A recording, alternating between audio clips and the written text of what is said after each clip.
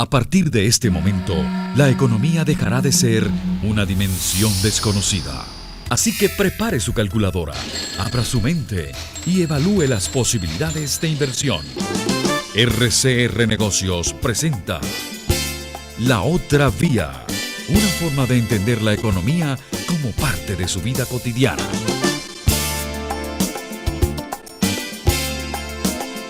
¿Qué tal, amigas, amigos, consecuentes oyentes de Radio Caracas Radio? Bienvenidos a La Otra Vía, que llega hasta todos ustedes gracias al respaldo que recibimos en la gerencia gerentera de Jaime Estares, en la gerencia de producción de Wilixa Arcaya, en el control técnico, y nos acompañan Julio Pinto, Alejandro Tobar, George Castillo y, por supuesto, Wilixa Arcaya. En la moderación y conducción, Ligia Perdomo, Edesio Brito Adrián, Martín Ramos y Edesio Brito Escobar, disculpando hoy a Martín, que por motivos profesionales no puede acompañarnos. Nos vemos y escuchamos por internet, por RCR750 en todas las plataformas, por rcr750.com, que es nuestro portal.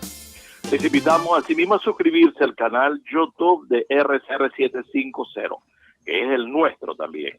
Y como lo decimos semana a semana, hagamos causa común, hagamos que esta causa crezca, que crezca a partir del convencimiento que todos tenemos de que haciendo el esfuerzo que nos corresponde podemos hacer siempre una mejor radio. www.laotraviarcr.blogspot.com, ese es nuestro blog para quienes quieran hacerle seguimiento a nuestro archivo en nuestros más recientes programas editoriales. Asimismo, acceso a otra fuente de información económica nacional e internacional. Correo electrónico de La Otra Vía, laotravia@gmail.com. Y este equipo, por supuesto, pues está como Radio Caracas Radio, cargando sobre sus espaldas con la celebración de los 90 años de la emisora.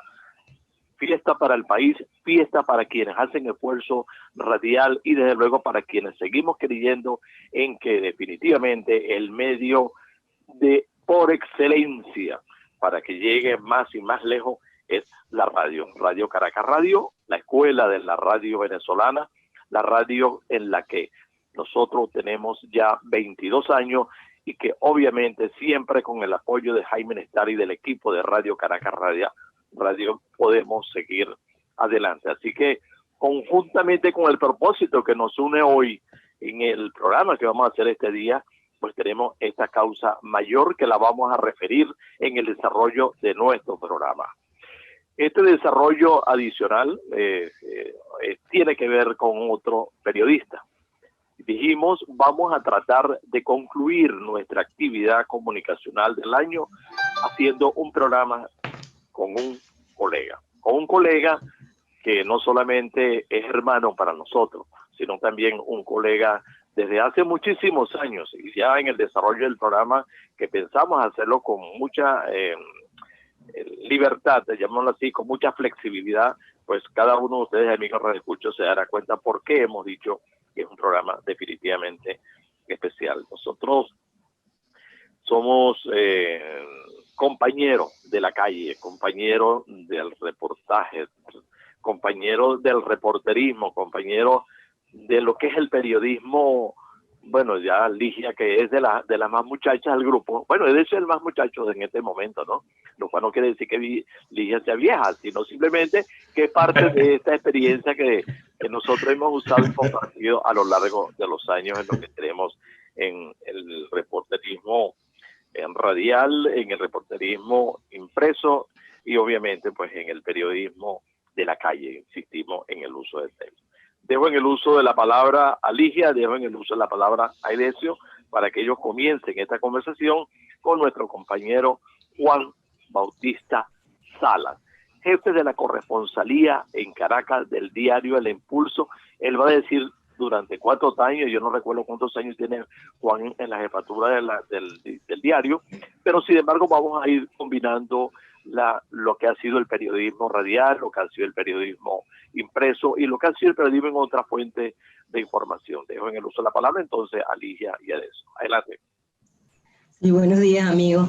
Y Edesio, creo que te olvidaste decir, bueno, no sé si lo olvidaste o intencionalmente por modestia, decir que Juan Bautista, conjuntamente contigo, fueron los ganadores del premio Milton Friedman que otorga Se Dice Libertad al periodismo económico. En este año la edición del premio recayó sobre nuestro amigo Juan Bautista Sala y sobre Edesio Brito Escobar. Así que felicitaciones, Juan, por ese premio, que ya tuvimos la oportunidad de hacerlo respectivamente con Edesio. Pero bueno, a propósito de ese premio, Juan, podemos comenzar hablando cómo ha sido la evolución del periodismo económico en estos años. Ahora ya tienes un premio en tus manos. Ahora cuéntanos, entonces, ¿cómo has visto tú a lo largo del tiempo la evolución del periodismo económico aquí en Venezuela? Bueno, mira, Ligia, buenos días para todos y muchas gracias por darme la oportunidad de participar en otra vía. Ya no es la primera vez que he estado acá en el programa y realmente la evolución del periodismo económico ha sido bien notable a lo largo de los años. Te estoy hablando a lo largo de los años, Ligia, porque se trata son 50 años de ejercicio profesional, de los cuales por lo menos 47 en el área de economía. Recuerdo que cuando yo comenzaba en estos avatares, habían 4 grandes personajes en el periodismo económico en Venezuela, que eran Chepino Gervasi, Carlos, se me fue el nombre del negro, Carlos Chávez, Cayetano Ramírez y Hugo López. Esos eran los grandes del periodismo. Y bueno, mira, yo estaba recién salido de la universidad. Tuve la gran fortuna de que Chepino me dio clases y me acogió dentro de ese grupo, pero tú sabes, como el muchachito aprendí de la cuestión, ¿no? Y en esa época prácticamente eran los que mandaban dentro del periodismo económico aquí en Venezuela. Eran los personajes que le decían a los ministros: ministro, quiero reunirme con usted. Que eso se perdió hace muchísimo tiempo. Y el ministro no solamente que los recibía en su despacho, los recibía en su despacho con desayuno y allí se hablaba de todo lo humanamente posible. Siempre existía el acuerdo de que no se publicaba lo que allí se comentaba, sino que bueno, a los 2 o 3 días se podía hacer alguna referencia de lo que se trató en la reunión, pero esa era la realidad del periodismo económico en Venezuela. Allí progresivamente nos fuimos incorporando, se fueron incorporando otros muchachos, que te digo yo, recuerdo Bernardo Fischer, Amado Fuguet, y así por el estilo, varios muchachos jóvenes que fueron incorporándose a la actividad. López. Miguel López Trocel. Uh-huh. Sí, Miguel López Trocel. Hay un chamito que está trabajando ahora con Pisolante, que también era de ese grupo. Wilfredo Mejía, Alan Lugo, todos esos muchachos que comenzaron a trabajar en el área económica. Bueno, mira, teníamos que seguir los pasos de aquellos que eran los grandes del periodismo en economía. Por supuesto que nos costaba mucho el acceso, porque mira, primero le daban prioridad a estas personas, y bueno, mira, después veníamos sobre todo los medios de provincia, que cuando había oportunidad era que bueno, mira, nos colábamos de una manera o de otra, pero hasta que fuimos ganando espacio nosotros, las nuevas generaciones, y llegó un momento en que ya nos aceptaban a los muchachos que veníamos detrás tratando de hacer buen periodismo económico. Y bueno, mira, en eso recuerdo que muchas veces en las reuniones, en las ruedas de prensa, siempre la prioridad era para estos personajes. Y bueno, hasta que también nosotros con el buen trabajo, con el trabajo objetivo, con el trabajo responsable, cumpliendo con nuestras funciones, ya nos ganamos nuestra posición y comenzamos entonces ya nos comenzaron a invitar a estas reuniones exclusivas que antes tenían solamente, a las cuales solamente en muchas oportunidades nos reuníamos ya con el ministro Luis Hugueto, ministro de Hacienda, después de Pedro Altino, con el gobierno de Luis Herrera, a quien toditos todavía recordamos por el famoso debacle del dólar y hasta ahora que ha sido imparable. Esa es una de las cosas que todos recordamos y que en aquel momento quien cargó con esa culpa fue el ministro Luis Hugueto.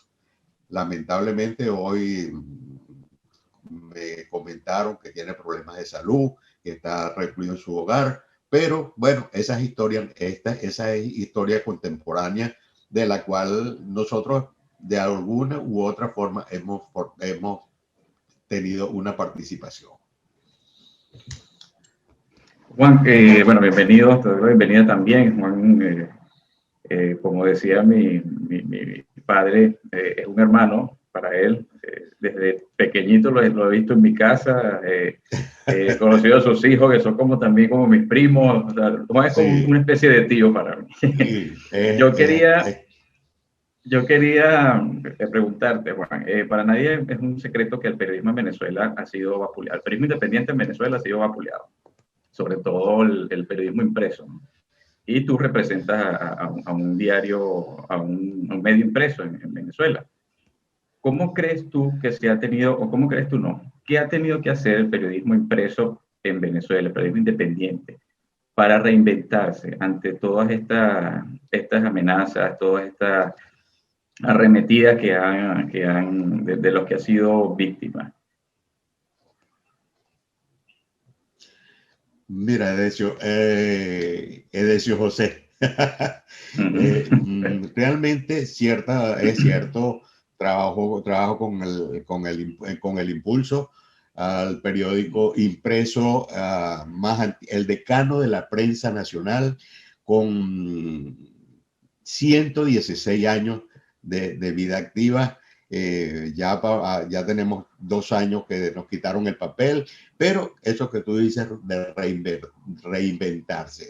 Los Carmona no han querido que el nombre del Impulso desaparezca.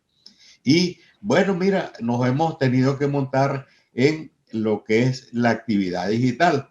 Allí se creó el impulso.com. Y en estos momentos te diré que se ha mantenido como una de las páginas más, de las 10 páginas más leídas que hay en estos momentos en Venezuela. Allí tenemos un equipo que lo dirige Gisela Carmona, una persona bastante preparada en la cuestión del periodismo digital. Inclusive ha sido invitada por Google a su sede y conoce bastante bien a eso. También tenemos allí que como asesor a Carlos Carmona, Caco Carmona, que es hijo de Carlos Eduardo Carmona, el presidente de la compañía, que también es una persona muy conocedora de la parte digital, y han mantenido el portal con mucha actualidad, muy moderno, con todas las últimas tecnologías del ramo. Y mira, en estos momentos el Impulso se mantiene, mira, no con el mismo, como la misma autenticidad que tuvo el periódico impreso, que la gente se paraba todos los días a tomarse su cafecito y era el dicho, el cafecito y el Impulso. Bueno, ahora la gente se ha tenido que acostumbrar al Impulso digital, y ciertamente que el número de seguidores cada día aumenta, Y ese es esa es una de las principales fortalezas que tiene el portal, que tiene una muy buena plataforma de seguidores y mira, se está haciendo todo lo necesario y todo lo posible por mantenerlo, por mantener el portal en ese nivel y seguir. Estamos ahorita entre los 10 primeros de los que más se leen en Venezuela. Quisiéramos ser el primero. Y bueno, en ese sentido, ahí estamos trabajando y ahí estamos luchando. Y esto, por supuesto, me ha obligado a reinventarme, como decía, de hecho, que no se acostumbraba. Yo tengo ya, tuve 47 años como jefe de la corresponsalía del Impulso aquí en Caracas. Y bueno, cuando nos quitaron el papel, Carlos Eduardo Carmona me dijo, Salas, usted se muere aquí conmigo. Entonces, mira, eso ha significado un gran compromiso. Le dije, mira, Carlos Eduardo, mira, seguiré, déjame ponerme al día con la parte tecnológica, con la parte de... Bueno, mira, y ahí estoy haciendo mis noticias. Esto me dijo, eso sí, usted trabaja como usted. Yo no le voy a decir cómo va a hacer usted su trabajo. Usted sabe cómo hacerlo. Y afortunadamente, pues, la gente que está manejando el portal ha mantenido siempre el respeto que me he ganado durante los 50 años de ejercicio dentro de la empresa. Y mira, trabajo con mucha comodidad. Y por supuesto, me facilita mucho el trabajo, el haber estado durante tantos años cubriendo la fuente de economía. Porque resulta que en estos momentos yo agarro el teléfono, llamo a Ricardo Cusano, presidente de Cámara, llamo al presidente de Concecomercio, Felipe Capozolo, llamo a Dancelis, que es el presidente de Conindustria, muy feliz porque me dice, mira, trabajaste con mi papá y ahora estás trabajando conmigo, me estás haciendo entrevistas a mí. Y eso, por supuesto, es muy... me permite tener mucha flexibilidad para hacer mi trabajo desde la casa, pues, porque no necesito salir a buscar a los tipos ni a perseguirlos, sino que los llamo por teléfono y los tipos me atienden y hasta ahora, gracias a Dios, las veces que los he llamado para hacerle alguna entrevista, para hacer alguna consulta, siempre he obtenido alguna respuesta. Y eso, por supuesto, eso es muy favorable para mí desde el punto de vista de que ya son 79 años de edad, que ya tú no puedes andar pegando carreras como lo hacías cuando tenías 25 o 30 años. Oye, ese respeto se gana. Y también quería preguntarte, ¿de qué manera se logra eso? O sea, ¿qué consejos puedes darle a las nuevas generaciones para que cuando se lleguen ya a los más de 40 años de ejercicio se logre un estatus como el que tú y mi padre también tienen? Mira, de hecho, primero ser siempre muy sincero, ser muy objetivo en tu trabajo. Muchas veces todos tenemos nuestro corazoncito y a veces de repente cuando te sientas a escribir en la computadora, te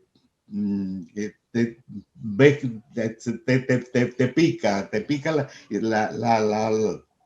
la necesidad de hacer algún comentario inadecuado, y ahí es donde tiene que imponerse la buena voluntad, la sensatez, la seriedad, la objetividad. Y no, yo primero soy periodista y tengo que hacer el trabajo como me lo exigen los lectores. Esa es la principal recomendación que yo le hago a la nueva generación. Nunca vendan su conciencia. Eso es sagrado. Eso no tiene precio. Trabajen intensamente. Y eso es los que somos periodistas de vocación. Somos periodistas las 24 horas. Eso no es que tú estás en una fiesta y hubo una explosión allá al frente, tú te vas a quedar tranquilo en la fiesta echándote palo. Tú sales inmediatamente a buscar los datos para pasarlos al periódico o a la radio o al medio al que estés trabajando. Eso es ser periodista de vocación. Entonces es lo que yo le digo a los muchachos cuando, no, mira que yo estoy estudiando periodista porque nos dejan entrar en todas partes. O nos invitan, nos dan muchas invitaciones. Esos tienen unas cucarachas jugando dominó en el cerebro. Eso no son periodistas verdaderos. Entonces, ese respeto uno se lo gana es así, siendo objetivo, siendo responsable en las obligaciones que uno asume y uno tiene, esto le permite a uno tener algunas pequeñas, grandes satisfacciones. Y te lo cuento a manera de anécdota. En la asamblea, una de las últimas asambleas de Fedecámaras en Barquisimeto, a mí me entregaron una placa por 46 años ininterrumpidos cubriendo las asambleas de Fedecámaras.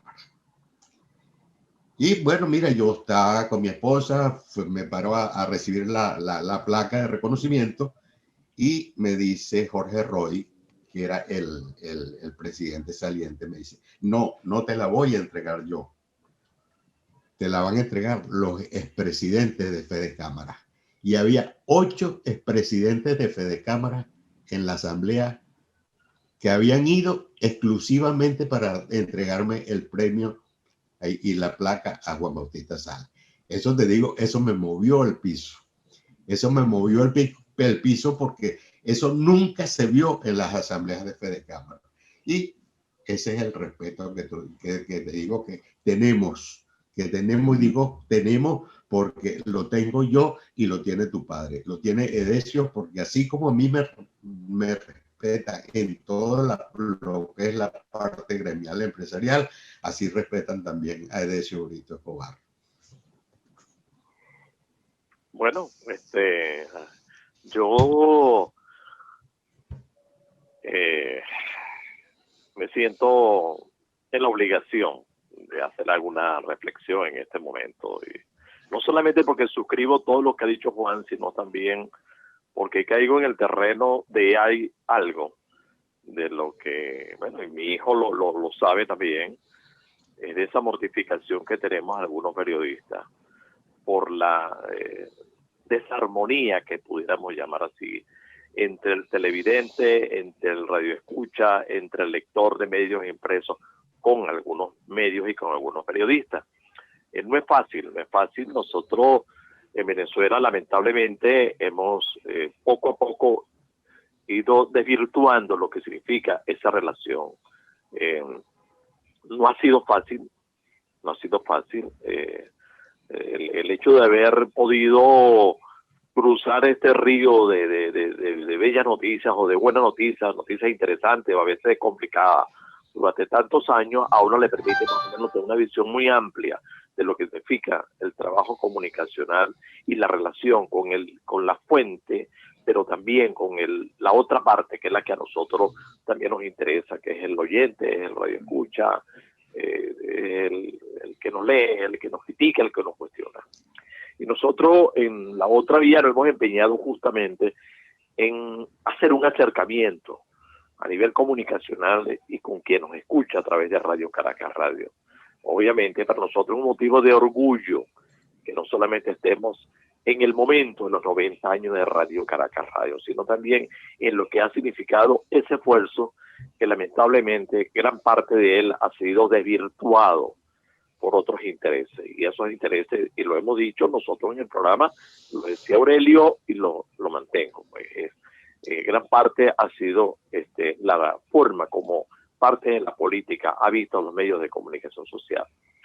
En este momento nosotros somos parte favorecida de que tengamos la ventaja de usar las redes sociales y desde luego lo que significa eso para el que acude a un medio para informarse, ¿no? ¿Qué estamos viviendo en Venezuela? Bueno, lo ha vivido la población. Gran parte de la estructura comunicacional del país ha sido golpeada, ha sido maltrecha, ha sido destruida.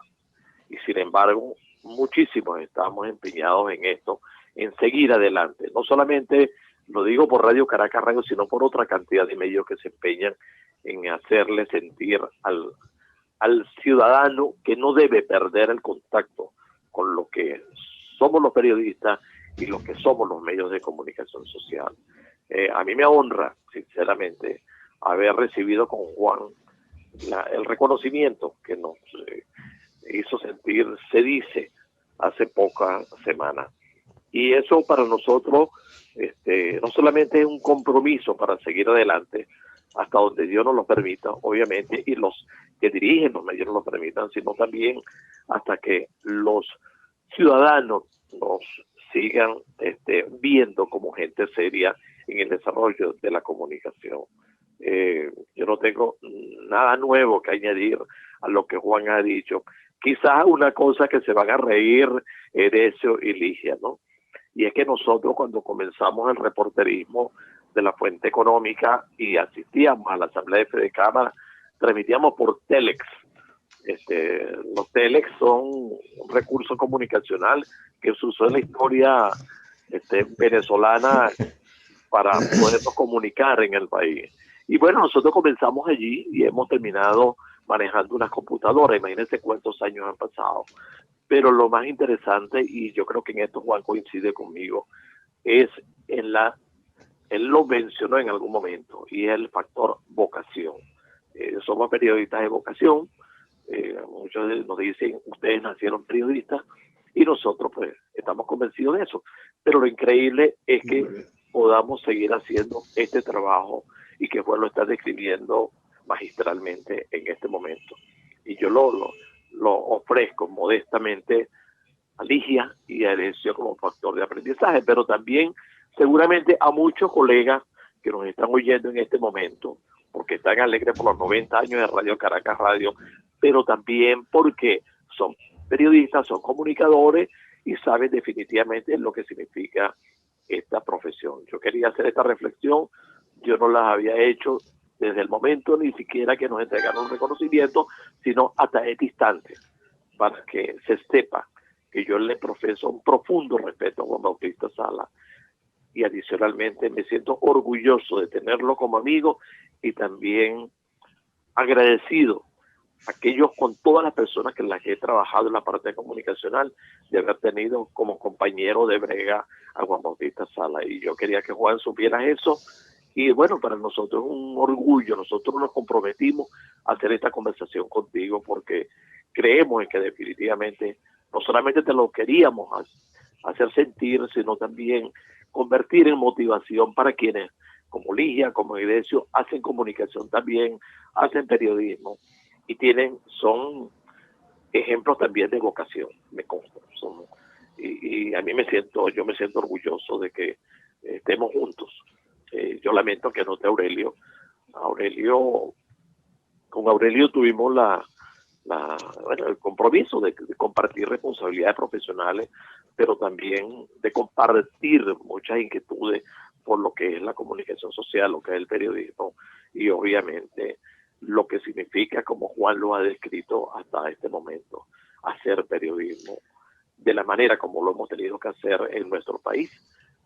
Y que, bueno, mucha gente se empeña todavía en seguir destruyendo más y más por aquello, quizá, y concluyo con esto, de lo que siempre hemos dicho también en este programa, y es que se quiere destruir a los medios, no porque los medios no son buenos o son malos, no, es porque no convienen para quienes necesitan libertinaje ante muchas cosas para hacer lo que se hace no solamente en Venezuela, sino en muchísimas partes del mundo, y yo lo digo con mucha pena, sobre todo en América Latina. Perdón el discurso, pero quería que Juan supiera esto también, y que también lo supieran los que nos están oyendo en este momento. Sí, Juan, yo quería preguntarte algo un poco a propósito también de lo que está comentando Edesio, ¿no? Ese afán oficial de destruir los medios, que bueno, a la larga lo que se trata es de desinformar o mantener en la absoluta ignorancia pues a la gente, porque desde el gobierno hay una política constante de opacidad, de poca transparencia con la información. Y en este sentido quería preguntarte, ¿cómo avisoras tú un poco el periodismo económico, dado que cada vez hay menos cifras disponibles para la gente común y corriente, y para los hacedores de política también, pues porque no solamente es el gobierno, sino los que se encargan de hacer estudios, de levantar planes, las empresas que hacen sus estrategias de negocio basadas en cifras oficiales? No tenemos nada en este momento y estamos viendo que, bueno, ya el último poder, digamos, que constitucional, el único poder público que quedaba en manos de la oposición, pues ya también ha sido tomado por el gobierno, por el chavismo, no por el gobierno, por el chavismo, que a la larga va haciendo lo mismo, ¿no? Pero por el chavismo. Y pues la Asamblea Nacional venía haciendo un trabajo encomiable desde hace unos 3, 4 años, publicando cifras, haciendo un esfuerzo para publicar cifras por su lado, ante el vacío que había oficial al prohibirle o al hacerlo ya casi una política de Estado al Banco Central, de publicar las cifras de inflación, de crecimiento económico, que últimamente se ha dado la tarea de hacerlo cuando le provoca, ¿no? Pero no con la regularidad establecida y requerida. En este sentido, quería saber cómo visoras tú el periodismo económico cada vez con menos información, con menos cifras. Pero, bueno, quería tu opinión al respecto. Bueno, Ligia, las cosas ahora se ponen mucho más difícil que antes. Sabemos que aquí, quienes estamos trabajando el periodismo económico, siempre hemos tenido el gran obstáculo de que no existen cifras oficiales válidas en ninguna de las actividades, ni en la agricultura, ni en la banca. No hay cifras oficiales, no hay estadísticas oficiales. Y esto era lo que había obligado a la Asamblea Nacional a asumir la responsabilidad que tiene el Banco Central por ley de emitir las distintas variables económicas los primeros 5 días de cada mes. Esto lo dejó de hacer el Banco Central hace aproximadamente 4 o 5 años atrás, y la Asamblea Nacional lo estaba cumpliendo con mucha eficiencia, y tomando en cuenta que allí había personas como José Guerra, que fue director del Banco Central de Venezuela y conoce bastante bien el funcionamiento de esta institución.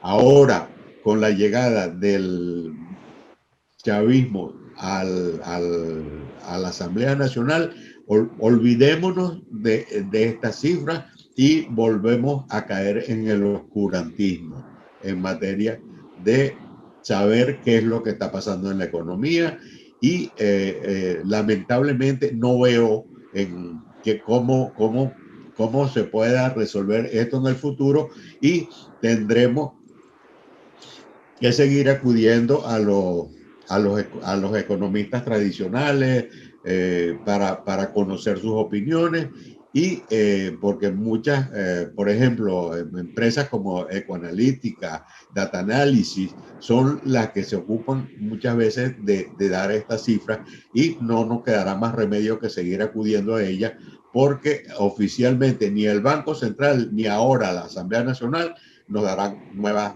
cifras sobre el comportamiento de las variables económicas de Venezuela.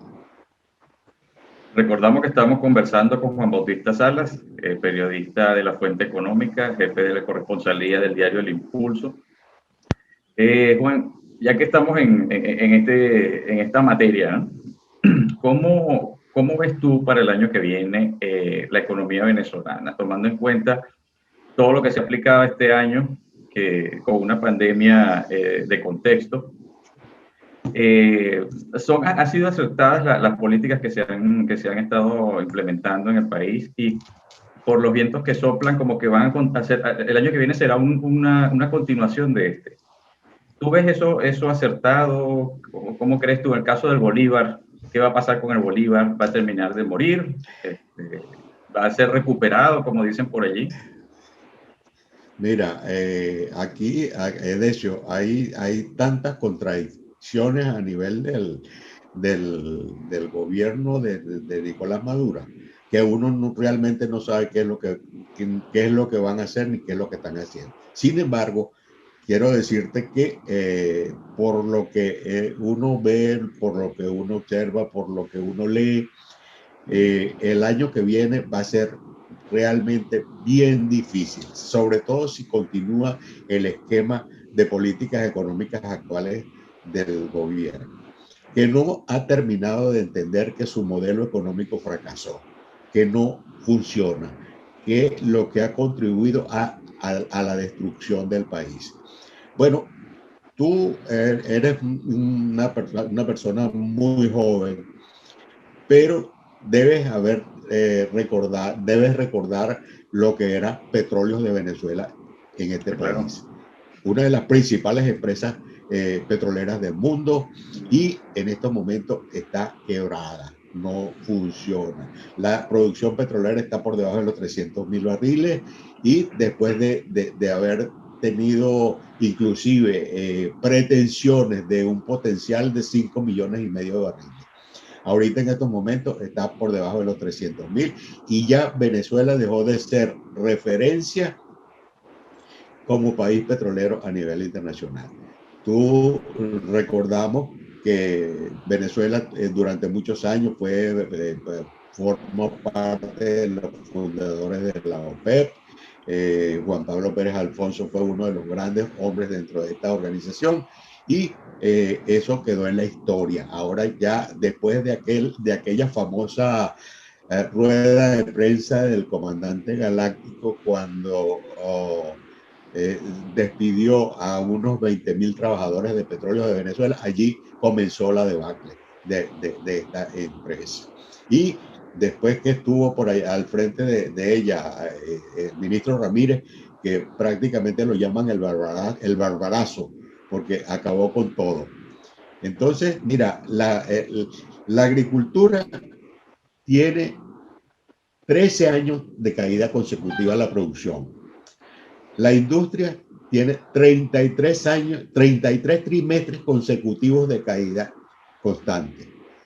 El comercio no podía estar peor. Y esto desde que llegó el gobierno de Maduro hasta esta fecha, la economía, el país ha perdido el 80% de su economía. Entonces, no podemos esperar que esto se pueda que pueda haber una recuperación de esto en el próximo año. Sin embargo, mira, hemos visto cómo algunos países han advertido que pudiera haber una pequeña recuperación, pero nunca como antes de la llegada de la pandemia, porque recuerda que Venezuela antes de la pandemia ya venía con muchos problemas desde el punto de vista de su economía. Ya tenía el PIB cayendo de forma constante durante muchos años, el desempleo creciendo en forma gigantesca, y la verdad que el panorama no se presenta muy alentador, Edesio, lamentablemente. Y te digo, uno quisiera equivocarse, uno quisiera, oye, ojalá que lo que estoy pensando no se concrete, no sea realidad, pero estamos viendo cómo el gobierno sigue como cometiendo los mismos errores que ha venido haciendo durante los últimos 21 años, y que no le han dado absolutamente ningún resultado, sino que el saldo final es prácticamente la destrucción de toda la economía del país.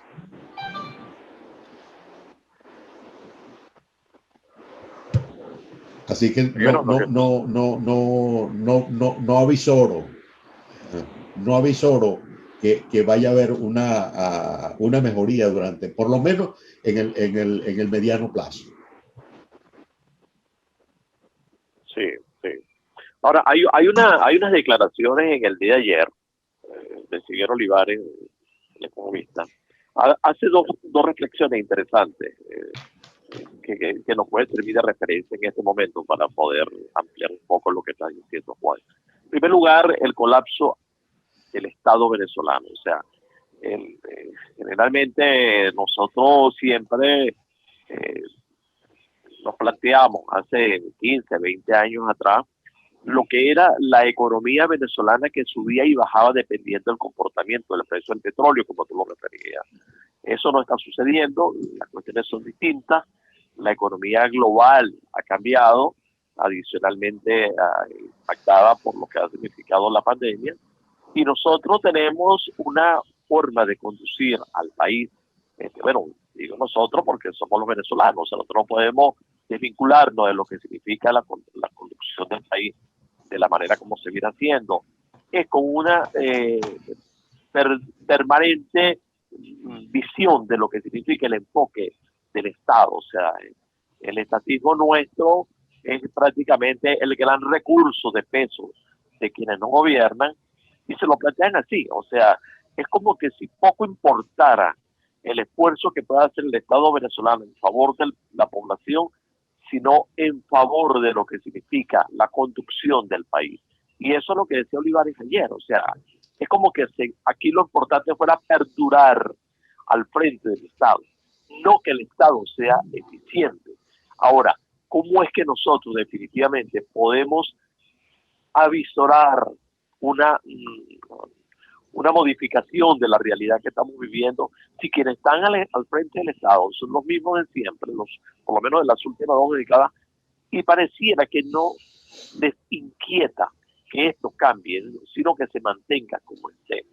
En este instante uno, y lo decía el señor Olivares ayer, no solamente hay una situación de estado de colapso, sino que no hay nada que haga suponer que definitivamente las cosas pueden cambiar. Por el contrario, es decir, si nosotros seguimos dependiendo en este momento del desenvolvimiento de la pandemia, en los términos como se están dando en estos días, las cosas pueden ser mucho peor el próximo año. Ahora, a uno le llama la atención, Juan, y tú y yo que somos, no estoy desestimando ni a Ligia ni de eso en esto, sino que por los años que hemos venido trabajando, desarrollándonos en la parte, desenvolviéndonos en la parte de la información económica, es como que si estuviéramos empeñados en bajar en la Santa María al país, ¿no? Aunque eso luzca absurdo plantearlo así, ¿no?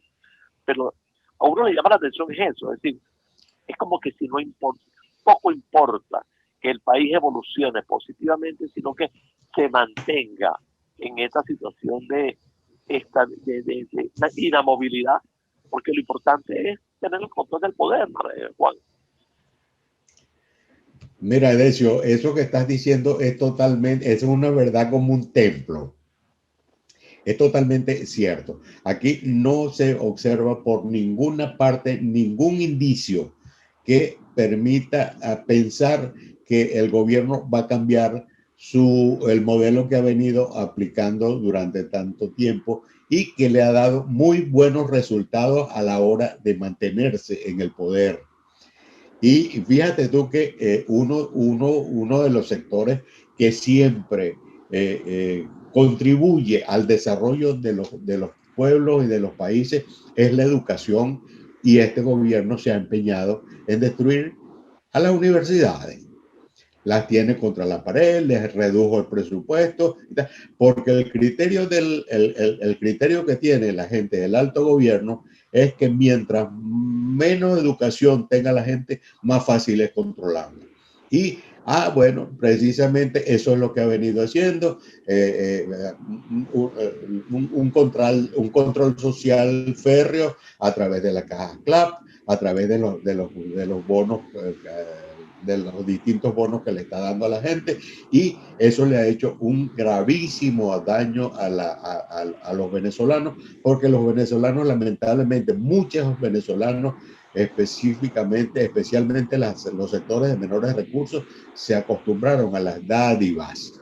Y entonces, en este momento, el gobierno le está sacando mucho provecho a eso y lo acabamos de ver en las últimas elecciones cuando se denunció por todas partes que le estaban ofreciendo que las cajas CLAP y los perniles a la gente que fuera a votar y amenazando. No solo no eso, disculpa Juan, no solo eso, disculpa que te interrumpa, este año incorporaron el elemento bombonas de gas. Ay, imagínate, qué desastre. No, te digo que esto es, la intención del Estado es, mira, olvídate del desarrollo del país. Esto es totalmente una utopía y que nosotros todavía, los que somos románticos y todavía pensamos en los pajaritos en estado de gravidez, pudiéramos pensar en eso, de que el gobierno va a cambiar, pero olvídalo y aquí, esto hasta que no le vean el hueso a Venezuela, mira, no se van a quedar tranquilos.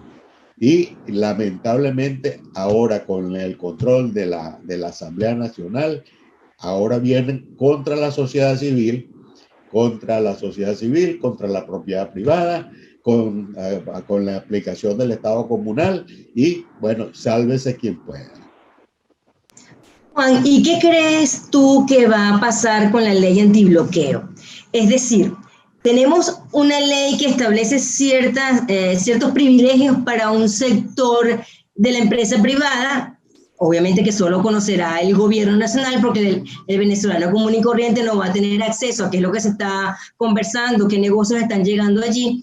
Oscuros o no, de todas maneras es poco transparente, pero en todo caso, tú estás describiendo un panorama muy desalentador.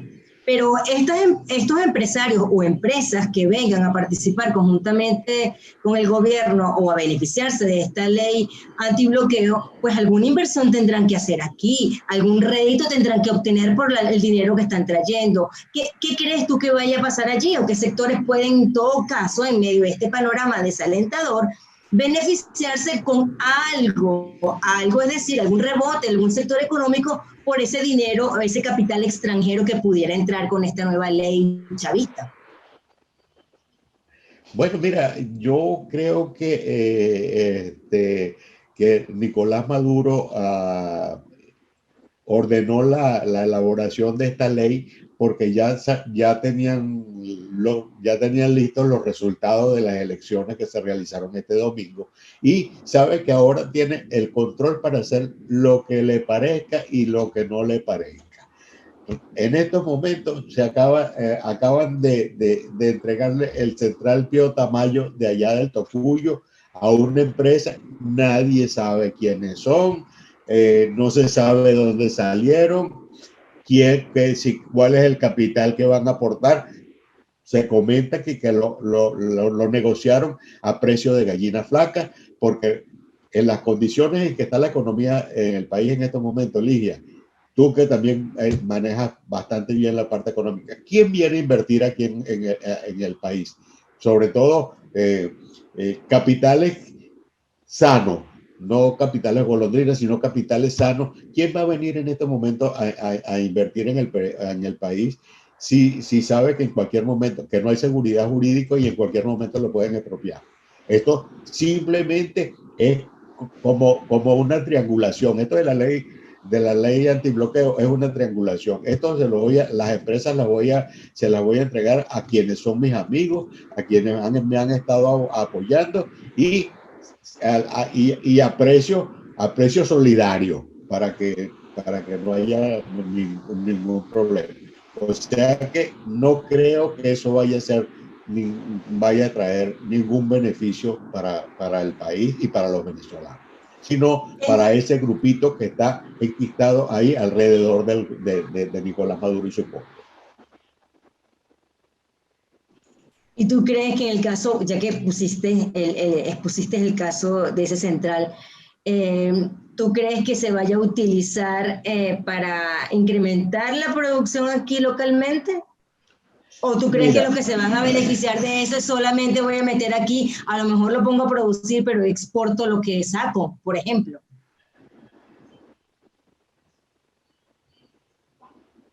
Mira, hay muchas expectativas, pero lo cierto es que los trabajadores que allí estaban en el central están altamente preocupados porque simplemente les están diciendo que los van a despedir. Entonces, ¿qué va a pasar si tú tienes la intención de poner a producir una empresa? ¿Tú comienzas por despedir a los trabajadores? No tendría ningún sentido. Yo creo que si más bien tienes una experiencia de gente que ha estado trabajando allí y que la pudieras aprovechar, es lo que tendrías que hacer. No comenzar de entrada diciéndole, mira, a partir de tal fecha todos ustedes están despedidos. Y eso está ocurriendo allá en estos momentos y hay mucha preocupación en la gente que está en estas condiciones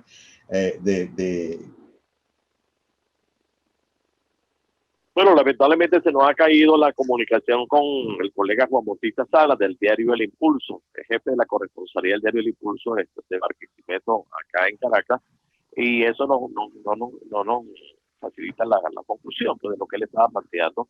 Obviamente nosotros no podemos olvidar que en Venezuela hay 13 o 15 estados que son productores primarios y que la parte azucarera depende fundamentalmente no solamente de los centrales, sino también de la caña de azúcar que se produce en esas regiones. Ahora, esa producción no se ha manifestado ni se ha mantenido de la manera como históricamente sucedió.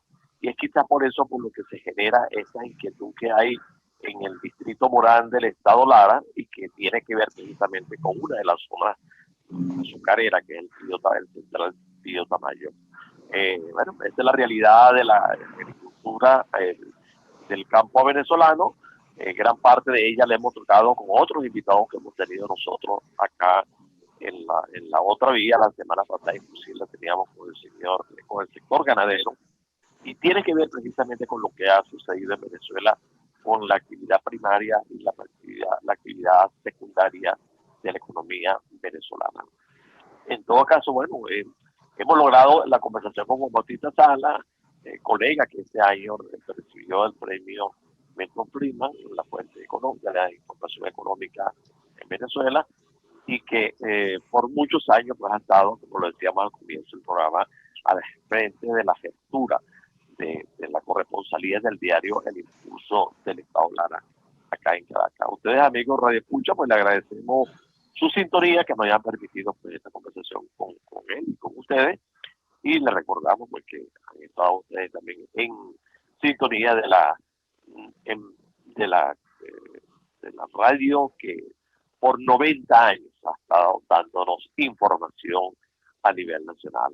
Nosotros nos sentimos orgullosos por la parte de la familia de Radio Caracas Radio y de este esfuerzo que concluiremos la próxima semana cuando tengamos al aire nuestro último programa del año 2020.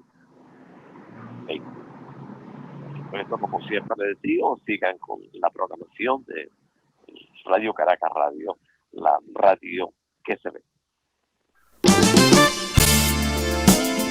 RCR Negocios presentó La Otra Vía, una forma de entender la economía como parte de su vida cotidiana.